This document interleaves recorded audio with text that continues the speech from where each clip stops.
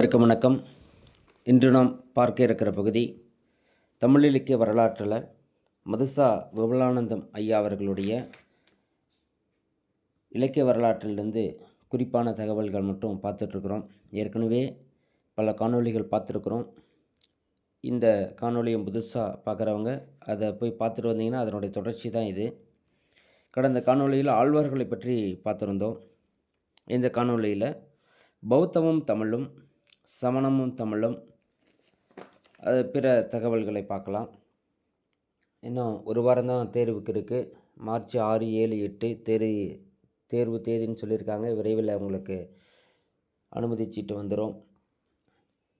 இன்றைக்கி நம்ம பார்க்குற பகுதி பௌத்தமும் தமிழும். இந்த காணொலியை முழுசாக பாருங்கள்.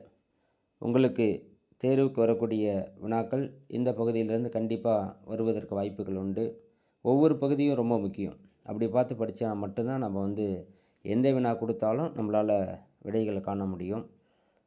இது நமக்கு தேவையில்லை, இந்த காணொளி நமக்கு தேவையில்லை அப்படின்னு எதையுமே நம்ம விட்டுடக்கூடாது. எங்கெல்லாம் வாய்ப்புகள் கிடைக்குதோ, எங்கெல்லாம் ஒரு செய்திகள் கிடைக்குதோ எல்லாத்தையுமே நம்ம பார்க்கணும். இது நமக்கு தேவையில்லைன்னு ஒதுக்கிட்டு போகவே கூடாது. கடைசி வரையும் பாருங்கள்.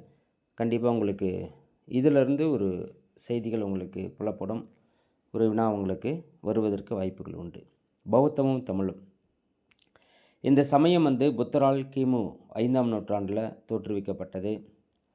கிமு 3ஆம் நூற்றாண்டில் அசோகர் காலத்தில் தமிழ்நாட்டில் வேரூன்றியது.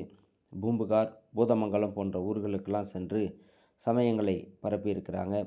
தொல்காப்பியத்தில் இந்த மாதிரி ஒரு பௌத்தம் அப்படிங்கிற ஒரு குறிப்பெல்லாம் கிடையாது. நற்றிணையிலும் மதுரை காஞ்சிலையும் பௌத்தம் பற்றிய குறிப்புகள் காணப்பட்டிருக்கிறது. சீனாம் சென்ற போதி தர்மர், ஈழத்துக்கு போன சங்கமித்திரர், வஜ்ர போதி தர்மபாலர், தென்னாகரர் போன்றவரெல்லாம் பௌத்தத்தை குறிப்பிட்டிருக்கிறாங்க. அதேபோல் நற்றிணை 72ஆம் பாட்டில் இளம்போதியார் என்னும் பௌத்தர் அவர்கள் இருந்தாங்க அப்படிங்கிற செய்தி இடம்பெற்றிருக்கிறது. அதேபோல் நம்ம மணிமேகலையே பௌத்த காப்பியம்தான். இதெல்லாமே பௌத்தத்தை பற்றிய செய்திகள். அடுத்து பார்த்திங்கன்னா பௌத்தம் பற்றிய நூல்களே இருக்குது. அதில் பார்த்திங்கன்னா குண்டலகேசி முதல் நூல். காப்பிய தலைவியால் பெயர் பெற்ற நூல் குண்டலகேசி. சுருண்ட கூந்தலை உடையவள். பௌத்த சமண சமயத்தை கண்டிக்க எழுந்த நூல். நாதவுத்தனார் அவர்கள் இயற்றியிருப்பார் குண்டலகேசியை. காலம் 10ஆம் நூற்றாண்டு. விருத்தப்பாவாலானது. இடையிடையே கலித்துறை இடம்பெற்றிருக்கும். குண்டலகேசி பொறுத்த வரைக்கும் விருத்தம் அகலக்கவி அப்படின்னு அழைக்கப்படுது. ஒரு காப்பியத்தின் தர்க்க நூலாக இடம்பெறக்கூடியது எது அப்படின்னா அது குண்டலகேசி தான், பௌத்த காப்பியம். ராசகிரக நாட்டில் மந்திரியினுடைய ஒரே மகள் பத்தரை ஒரு சமயம் பௌத்த துறவி சாரிபுத்தரோடும் தோத்து போகிறா. அதுக்கப்புறம் பௌத்தம் சார்ந்து பௌத்தத்தினுடைய கருத்துக்களை எல்லாம் எடுத்துரைக்கிறான். அதோட அற்புதமான ஒரு கருத்து. இந்த கருத்து டிஆர்பியில் ஏற்கனவே கேட்டிருக்கிறாங்க. பாளையாம் தம்மை சத்தும் பாலானாம் தம்மை சத்தும் நாளும் நாம் சாகின்றோமால் நமக்கு நாம் அழாததேனும் அப்படின்ற செய்தி இடம்பெற்ற நூல் எந்த நூல் அப்படின்னு கேட்பாங்க. அது குண்டலகேசி தான். அடுத்து பார்த்தீங்கன்னா வெம்பிசார கதை. இதுவும் பௌத்த நூல் தான். ஆசிரிப்பாவலானது வெம்பிசாரன் பற்றிய ஒரு காப்பியம். அஜாத சத்ரு தந்தை வெம்பிசாரரை சிறையிலிட்டு துன்புறுத்தி கொள்கிறான். இதை பற்றி செய்தி இடம்பெற்றிருக்கும். இப்போ நம்ம பார்த்துட்ருக்கிறது எல்லாமே மதுசா அவர்களுடைய இலக்கிய வரலாற்று தகவல் தான். இது தாண்டி இன்னும் நிறைய செய்திகள்லாம் இருக்குது. ஐயாவுடைய புத்தகத்தில் இருக்கிற செய்தி மட்டும் இப்போ நம்ம பார்த்துட்ருக்குறோம். இதெல்லாம் முடித்ததுக்கப்புறம் மீதி இருக்கிற தகவல்கள் அப்புறமேல் பார்க்கலாம். ஏன்னா ஐயாவுடைய புத்தகத்தில் கண்டிப்பாக வினாக்கள் கேட்டிருக்கிறாங்க. நிறைய பகுதிகள் முக்கியமான நூல் அப்படின்றதுனால உங்களுக்கு இதில் இருக்கிற செய்தி மட்டும் இப்போ நம்ம மேலோட்டமாக தேர்வுக்கு வரக்கூடிய பகுதி மட்டும் பார்த்துட்ருக்குறோம். அடுத்து பார்த்திங்கன்னா வீரசோழியம். இதுவும் ஒரு பௌத்த நூல் தான். உத்தமத்திரர் அவருடையது வீரசோழியன் பெயரால் இயற்றப்பட்டது. பெருந்தேவனாருடைய உரை இதில் காணப்படுது. வடமொழி இலக்கண விதிகளை தமிழுக்கு பொருந்தக்கூடிய நூல் வீரசோழியம். எதிர்நூல் எனவும் வீரசோழிய காரிகை எனவும் இதை அழைக்கிறாங்க. 5 இலக்கண நூல் இது வீரசோழியம். எதிர்நூல் என்று அழைக்கிறாங்க. அது ரொம்ப முக்கியமானது. இப்போ குண்டலகேசியில் கேட்டாங்க இல்லையா, காப்பிய தர்க்க நூல் எது அப்படின்னு சொல்லிட்டு. அதே போல் சமணத்தை கண்டிக்க எழுந்த நூல் எது அப்படின்னா அது குண்டலகேசி தான். அதே போல் இங்கே எதிர்நூல் அப்படின்னு சொல்கிறாங்க. எதை? வீரசோழியத்தை. வீரசோழி காரிகை அப்படின்னும் அழைக்கிறாங்க. இது 5 இலக்கண நூல். அடுத்து பார்த்தீங்கன்னாக்க அபிதர்மவாதம். சுமதி என்னும் தன் மாணவி வேண்டுகோளின் வேண்டுகோளினால் இதனை புத்தகத்தர் அவர்கள் இயற்றுகிறார். அடுத்து சமணமும் தமிழும். சமணமும் தமிழ் வடக்கே தோன்றிய சமணம் கிபி 3ஆம் நூற்றாண்டு சந்திரகுப்தருடைய காலத்தில் பத்ரபாகு முனிவர் மூலம் தமிழ்நாட்டிற்கு வந்தது இந்த சமணம். களப்பிரர் ஆட்சியில் கால் கொண்டது இந்த சமணம் ஆகும். இலக்கண கல்விக்கு முதலிடம் கொடுத்தது இந்த சமணம் தான். அதில் பார்த்திங்கன்னா நிகண்டுகள்லாம் செய்திருக்கிறாங்க. வாய்ப்பாடு, வானநூல், கணிதம், ஜோதிட நூல் இதெல்லாமே இயற்றப்பட்டு இருக்கிறது. பள்ளிகள் நிறுவி இளமை முதல் போதித்திருக்கிறாங்க. சின்ன வயசுலேருந்தே பள்ளிகள் மூலம் இயற்றப்பட்டிருக்கிறது. சங்க இலக்கியத்தில் உலோச்சுனார் 35 செய்யுட்கள் பாடியிருக்கிறாங்க. உலோச்சு என்றால் சமணத்துறவி ஆகும்போது மயிர்களையும் நோன்பு ஆகும். அதுதான் உலோச்சு அப்படின்னு சொல்கிறது. நிகண்டன் கலைக்கோட்டு தண்டனார் நற்றிணையில் பாடல் பாடியிருக்கிறாங்க. அதை பற்றி செய்தி இடம்பெற்றிருக்கிறது. இந்த சமண காப்பியத்தில் சமண நூல்களில் ரொம்ப முக்கியமானது சீவக சிந்தாமணி, திருத்தக்க தேவருடைய நூல். இதை மணநூல் என்று அழைப்பாங்க. காந்தரூத்தத்தை, குணமாலை, பதுமை, கேமசரி, கனகமாலை, விமலை, சுரமஞ்சரி, இலக்கணை இவங்களாத்தையும் மணந்து 8 பேர்த்த மணந்துருப்பாங்க. அதனால தான் இதை மணநூல் அப்படின்னு அழைக்கிறாங்க இந்த சீவக சிந்தாமணியை. இது 13 இலம்பகங்கள், நாம்பகல் முதல் முக்தி இலம்பகம் வரை 13 இலம்பகங்கள் 3145 பாடல்களை கொண்டு இடம்பெற்றிருக்கிறது. விருத்தப்பாவால் ஆனது. சக்கர சூளாமணி, கத்திய சிந்தாமணி போன்ற வடமொழி நூல்களை தழுவி இயற்றப்பட்டது சீவக சிந்தாமணி. உறுதிப்பொருள் 4ஐயும் உரைப்பதால் இது அடியார்க்கு நல்லார் முடிபொருள் தொடர்நிலை செய்யுள் என்று அழைக்கிறார். ரொம்ப முக்கியமான செய்தி. முடிபொருள் தொடர்நிலை செய்யுள் என்று அழைக்கப்படக்கூடிய ஒரு காப்பியம் எது அப்படின்னா அது சீவக சிந்தாமணி தான். அதை சொல்பவர் யார்? அடியார்க்கு நல்லார் அவர்கள். அதேபோல் தமிழ் இலக்கிய இலியட் ஒடிசி என புகழ்கிறார் போப் அவர்கள். இதை அடிக்கடிக்கு இந்த வினா கேட்டிருக்கிறாங்க. தமிழ் இலக்கிய இலியட் ஒடிசி என புகழ்பெறக்கூடிய நூல் எதுன்னா அது சீவக சிந்தாமணி தான். அதை சொல்பவர் போப் அவர்கள் குறிப்பிட்டிருக்கிறார். அடுத்து பார்த்திங்கன்னா வளையாபதி. காப்பியம் முழுவதும் கிடைக்கல, சில பாடல்கள் தான் கிடைச்சிருக்கு. உரையாசிரியர்களால் உயர்வாக மதிப்பிடக்கூடியது. வைசிய புராணம் 35வது சருக்கத்தில் வளையாபதி கதை காணப்பட்டிருக்கிறது. அதேபோல் நவகோடி நாராயணன் என்னும் வைரவணிவன் இந்த செய்தி வளையாபதியில் தான் இடம்பெற்றிருக்கிறது. இதை ஒரு முறை டிஆர்பியில் கேட்டிருக்கிறாங்க. வைரவணிகன் இடம்பெறக்கூடிய காப்பியம் எது அப்படின்னு கேட்டிருக்காங்க. அது வளையாபதி தான். அந்த நேரத்தில் அது புதுசாக இருக்கும் அந்த வினா. நம்ம அது படிக்கும் பொழுது தெரியாது, ஆனால் வினா கேட்கும் பொழுது தான் தெரியும். ஓ, இந்த மாதிரி வினா கேட்டிருக்கிறாங்க, இது எங்கே இருக்குது அப்படின்னு அப்புறமேல் தேடுவோம். அப்படி தேடும்போது தான் தெரியும், அடடா முன்னாடியே இருக்குது பாரு அப்படின்னு. அதுக்கப்புறம் தான் நமக்கே புலப்படும். அதனால் ஒவ்வொரு செய்தியுமே ரொம்ப முக்கியமான செய்தி தான். அப்போ அதெல்லாம் தேர்வுக்கு வரும், இதுதான் நான் கண்டிப்பாக கேட்பாங்க. இப்போ நமக்கு இதெல்லாம் முக்கியம்னு தோணுதோ அதே போல் தான் இந்த வினா எடுக்கிறவங்களுக்கும் முக்கியமாக தோணும். அதனால் ஒவ்வொரு விஷயமும் முக்கியம் அப்படிங்கிறத தெரிஞ்சுக்கிட்டு படிங்க. எதையுமே சாதாரணமாக இது வேண்டாம் அப்படின்னு எதையுமே ஒதுக்கிட்டவே கூடாது. அப்படி ஒதுக்கிட்டோம் அப்படின்னா அதுதான் நமக்கு ஒரு தோல்வியாக மாறிடும். அதனால் ரொம்ப முக்கியமானதாக பாருங்கள். அதேபோல் இந்த வைசிய புராணத்தில் 35வது சருக்கத்தில் தான் வளையாபதி கதை இருக்குது. இதுவும் கேட்டிருக்கிறாங்க. நவகோடி நாராயணன் என்னும் வைரவணிவன் இடம்பெறக்கூடியது நம்ம வளையாபதியில் தான். இதில் பார்த்திங்கனாக்கா இந்த வைர வணிகன் இருக்கான் இல்லையா, அவன் பிற்படுத்தப்பட்ட ஒரு பெண்ணை மணந்துக்கிறான். அவன் வணிகர் குலத்தை சேர்ந்தவன். அதனால் எல்லாரும் அவனை வெறுக்கிறாங்க. சரி என்ன பண்ணுறதுன்னு சொல்லிட்டு அவளை பிரிஞ்சுட்டு வேறு நாட்டுக்கு போகிறான். அங்கே போயிட்டு பொருளீட்டலான்னு சொல்லிட்டு பொருளீட்டிட்டு மறுபடியும் காவிரி பூப்பட்டனை வரான். அப்படி வரும் பொழுது வேறு ஒரு பெண்ணை அவங்க குலத்திலேயே கல்யாணம் பண்ணிக்கிறான். இப்போ இந்த தாழ்த்தப்பட்ட பெண்ணுக்கு பிறந்த ஒரு பையன் இருக்கான் இல்லையா, அவன் என்ன பண்ணுறான், சரி நம்ம அப்பாவை யார் என்னன்னு தெரிஞ்சுக்கிறான். ஓ, வைரவணிகனுடைய மகன்தான் அப்படிங்கிறத தெரிஞ்சுக்கிட்டு மறுபடியும் என்ன பண்ணுறான், அவங்க அப்பாவை போய் தேடிட்டு அவங்க அம்மாவோட சேர்த்து வைக்கிறான். இதுதான் இந்த செய்தி.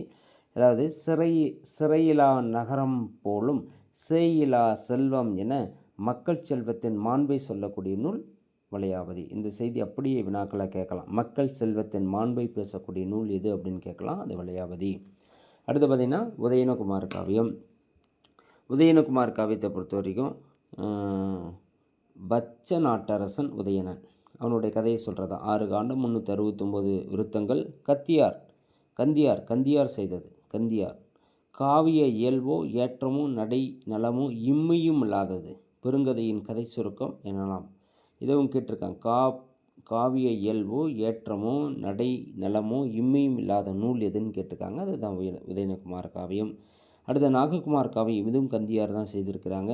5 சருக்கம் 170 விருத்தம். நாகபஞ்சமி கதையை சொல்லக்கூடியது. இதில் இந்த என்ன சருக்கம் எவ்வளோ விருத்தம் பாட்டு இருக்குது அப்படிங்கிறத தெரிஞ்சுக்கணும். கதைத்தலைவன் 519 பெண்களை மணக்கிறானாம்.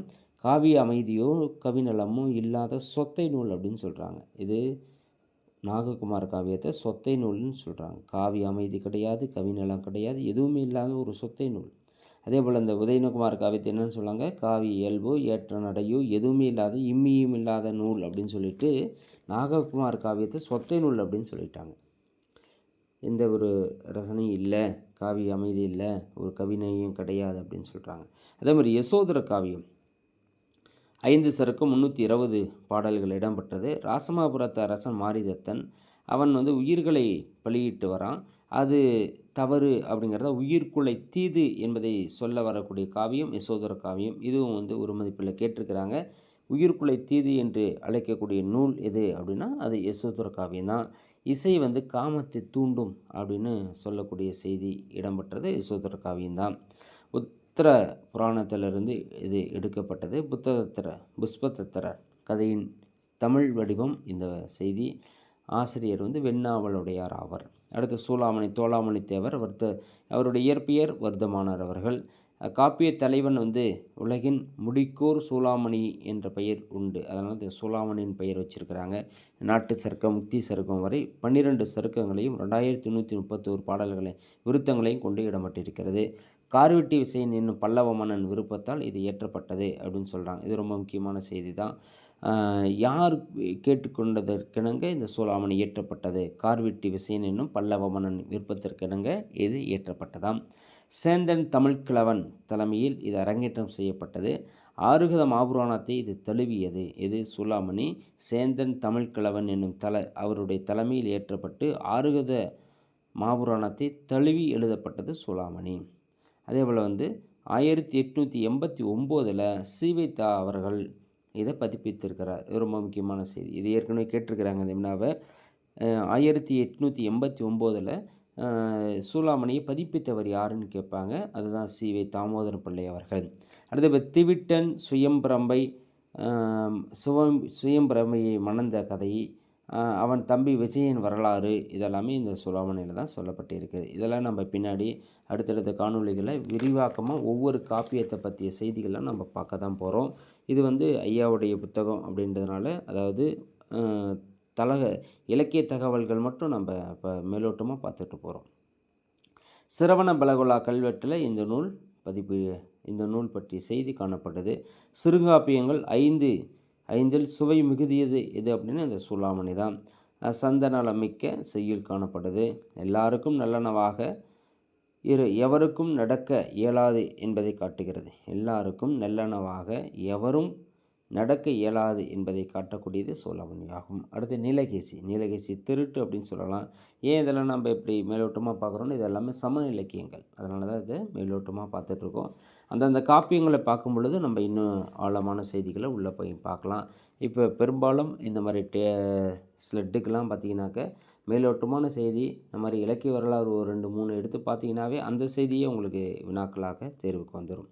நீலகேசியை பொறுத்தவரைக்கும் நீலகேசி திருட்டு அப்படின்னு சொல்லலாம். குண்டலகேசிக்கு எதிராக எழுந்த வாத நூல் அப்படின்னு சொல்லலாம். முன்னாடி பார்த்தோம் இல்லையா, இது நம்ம குண்டலகேசியை பொறுத்த வரைக்கும் சமண சமயத்தை கண்டிக்க எழுந்தது அப்படின்னு சொல்லிட்டாங்க. அதே போல் காப்பிய தர்க்க நூல் அப்படின்னு சொல்கிறாங்க குண்டலகேசியை. அதே இங்கே பார்த்திங்கன்னா நீலகேசி எப்படி சொல்கிறாங்கன்னா, குண்டலகேசிக்கு எதிரான வாத நூல் எதுனா அது நீலகேசி தான். வாமன முனிவரின் சமய திவாகர விருத்தி அப்படின்னு சொல்லலாம். வாமன முனிவரின் சமய திவாகர விருத்தி இந்த பாட்டில் காணப்படுது. காப்பிய தலைவி நீலி பழையனூரில் பேயூர் வாழ்கிறா. சமண முனிவர் ஒருவளால் அந்த பேயை நீக்கி சமணத்துறவியாக மாறுகிறாள்.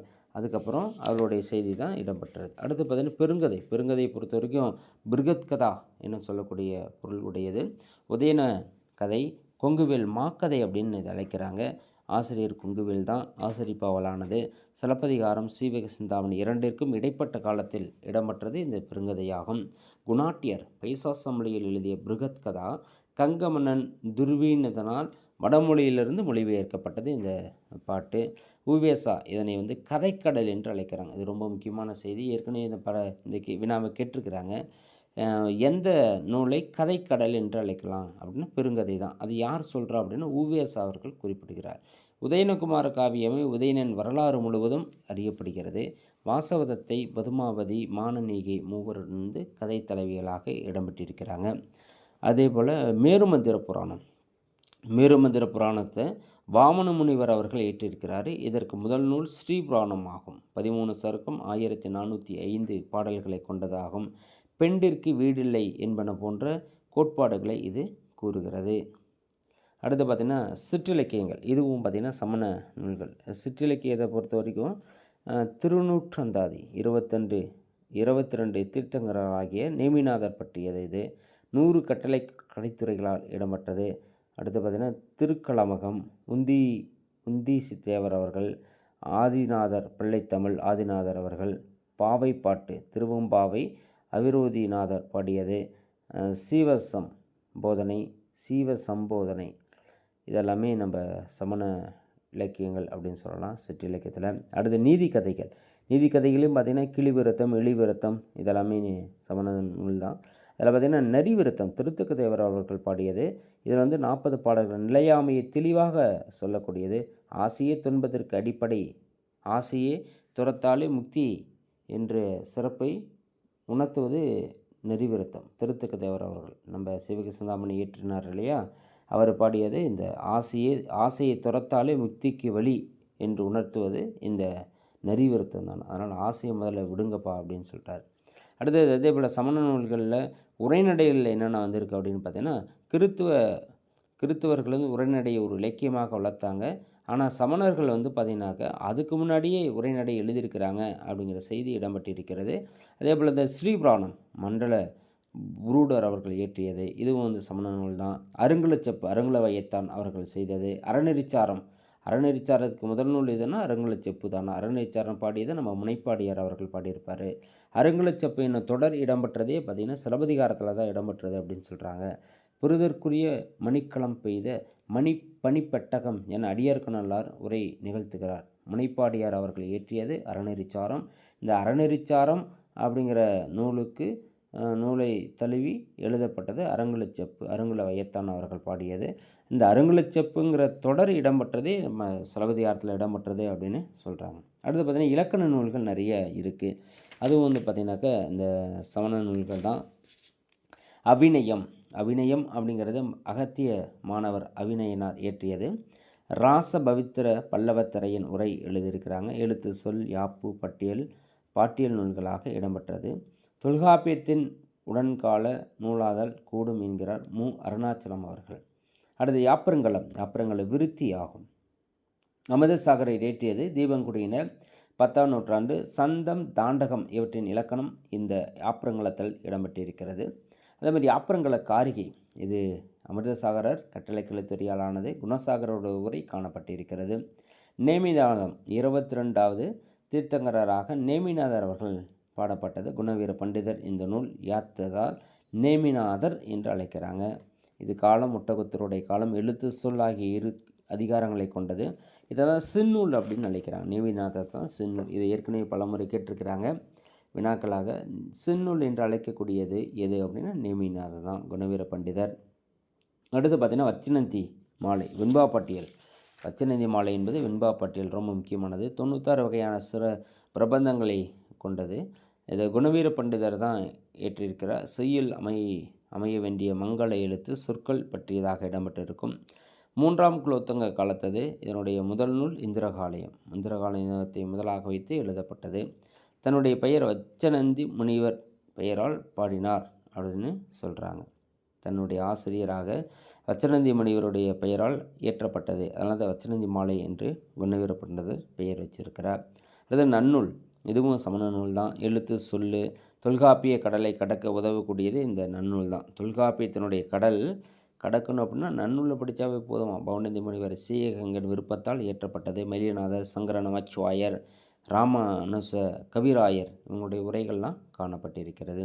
அடுத்து நம்பியகப்பொருள், நக்குராச நம்பி அகப்பொருள் விளக்கம் இடம்பெற்றது. தஞ்சைவாணன், இதற்கு இலக்கியமாக திகழக்கூடியது தஞ்சைவாணன் கோவை. இது நம்பியக பொருளுக்கு இலக்கியமாக திகழக்கூடிய நூல் எதுனா தஞ்சைவாணன் கோவையாகும். நெற்கு விராசர் நம்பி அவர்கள் பாடியிருப்பார். அடுத்து பார்த்தீங்கன்னா நிகண்டு நிறைய நிகண்டுகள் இருக்குது. நிகண்டில் பார்த்தீங்கன்னா 12 தொகுதியில் 11ஆம் தொகுதி தான் ஒரு சொல் பலபொருள் பெயர் தொகுதி என்பது ஒரு சொல்லுக்குரிய பல்வேறு பொருளை தருவது. இந்த 11ஆம் தொகுதியாக மட்டும்தான் அகராதி எனப்படும். திவாகரன் நிகண்டு திவாகரர் செய்தது, இதுதான் முதல் நிகண்டு. அதனால் அது ஆதி நிகண்டு, ஆதி திவாகரம் என்று அழைப்பாங்க. சோழ நாட்டு அம்பர் சேந்தன் பெயரோடு எழுதப்பட்டது சேந்தன் திவாகரம். பிங்கள நிகண்டு பிங்கள முனிவர் அவர்கள் ஏற்றிருப்பார். அதில் தான் அற்புதமான செய்தி ஒன்று சொல்லியிருப்பாங்க. இனிமையும் நீர்மையும் தமிழனலாகும். இது பிங்கள நிகண்டு சொல்லக்கூடிய நூல். காங்கேயர் செய்தது உரிச்சொல் நிகண்டு. சூடாமணி நிகண்டு மண்டல புரூடர் அவர்கள் இயற்றியது. இதெல்லாமே ரொம்ப முக்கியமான செய்தி தான். இதெல்லாமே சமண நூல்கள் தான். அடுத்து பார்த்திங்கன்னா சைவமும் தமிழும், சைவமும் செந்தமும். சைவத்தில் பார்த்திங்கன்னா நிறைய இருக்குது. இதை பற்றி நம்ம அடுத்தது ஒரு காணொளிகள், ஏன்னா சைவத்தை நம்ம பார்க்க போனோம் அப்படின்னா அது பின்னாடி பார்த்திங்கன்னா நிறைய இந்த மடங்கள்லாம் இருக்குது. சைவ மடங்கள் இருக்குது, சைவ சித்தாந்த சாஸ்திரங்கள்லாம் இருக்குது. அடுத்து பார்த்திங்கன்னா வைணவமும் தமிழும் அதெல்லாமே இருக்குது. இதை நம்ம அடுத்தது ஒரு காணொளிகளை பார்க்கலாம். இது வரைக்கும் சமணமும் தமிழும். இன்றைக்கி நான் இப்போ பார்த்த பகுதிகளை பார்த்திங்கன்னா பௌத்தமும் தமிழும், சமணமும் தமிழும் 2 பகுதியை நம்ம பார்த்துருக்குறோம். இதை நீங்கள் திரும்ப திரும்ப திரும்ப திரும்ப கேட்டிங்கனாவே கண்டிப்பாக இதிலிருந்து ஒரு 2 வினாவாக உங்களுக்கு தேர்வுக்கு வரும். அது டிஆர்பியாக இருக்கட்டும், நம்ம யூஜிசி ஸ்லட் நெட்டாக இருக்கட்டும், எல்லாத்துக்குமே உங்களை பயனுள்ளதாக இருக்கும்னு நினைக்கிறேன். இந்த டிஎன்பிஎஸ்சிக்கும் கண்டிப்பாக பார்த்திங்கன்னா சமய இலக்கியங்களில் பார்க்கும் பொழுது இங்கேருந்து வினாக்கள் வருவதற்கு வாய்ப்புகள் உண்டு. எதையுமே நம்ம வேண்டாம், ஐயோ இந்த காணொலியா இதெல்லாம் நமக்கு வேண்டாப்பா, இதெல்லாம் நமக்கு தேவையில்லை அப்படின்னு எதையும் நம்ம ஒதுக்குறோமோ அங்கேருந்த வினாக்களே கேட்பாங்க. அதனால் எதையும் முழுசாக பார்த்து தெரிஞ்சுக்கிட்டு பாருங்கள். இந்த சேனலில் இப்போ தான் புதுசாக பார்க்குறீங்க அப்படின்னாக்கா நீங்கள் சப்ஸ்கிரைப் செய்து வச்சிங்க. பக்கத்தில் இருக்கிற பெல் ஐக்கானை கிளிக் பண்ணி வச்சிங்க, ஆளுங்கிற பெல் ஐக்கானை. அதே போல் ஏதாவது நீங்கள் சொல்லணும், உங்களுக்கு தேவையானது என்ன, நீங்கள் எந்த தேர்வுக்காக படிக்கிறீங்களோ என்ன வேணும்னு சொன்னீங்கன்னா அதுக்கு சம்மந்தப்பட்ட விஷயங்களை உங்களுக்கு காணொளிகளாக போடப்படும். கமெண்ட்ஸில் எதாக இருந்தாலும் சொல்லுங்கள். நன்றி, வணக்கம்.